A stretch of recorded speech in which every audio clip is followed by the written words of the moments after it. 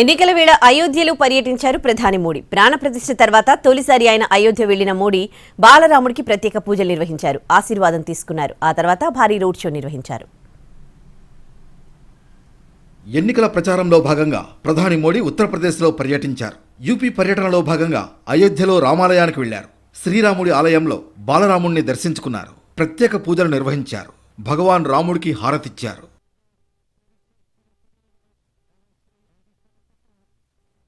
రామమందిరం ప్రాణప్రతిష్ఠ తర్వాత తొలిసారి అయోధ్యకు వచ్చిన ప్రధాని మోడీకి పండితులు ఘనస్వాగతం పలికారు. అనంతరం ఆలయంలో మోడీ ప్రత్యేక పూజలు చేశారు. ప్రధాని మోడీ బాలరాముడికి సాష్టాంగ నమస్కారం చేశారు. బాలరాముడి ఆశీర్వాదం తీసుకున్నారు. రాముడి ఆశీర్వాదం తీసుకున్న తర్వాత సుగ్రీవ్ ఫోర్ట్ నుంచి లతా మంగేష్కర్ చౌక్ వరకు దాదాపు 2 కిలోమీటర్ల మేర ప్రధాని మోడీ భారీ రోడ్ షో నిర్వహించారు. అయోధ్య ప్రజలు, బీజేపీ శ్రేణులు భారీ సంఖ్యలో హాజరయ్యారు. అయోధ్యలో రోడ్డుకి ఇరువైపులా భారీగా జనం మోడీకి ఘనస్వాగతం పలికారు. ప్రధాని వెంట UP CM Yogi Adityanath, BJP Faizabad అభ్యర్థి లల్లూ సింగ్ ఉన్నారు. ఈ నెల 14వ తేదీన మోడీ ప్రాతినిధ్యం వహిస్తున్న వారణాసిలో పోలింగ్ జరుగుతుంది. పోలింగ్కు ముందు బాలరాముడి ఆశీర్వాదం తీసుకున్నారు మోడీ.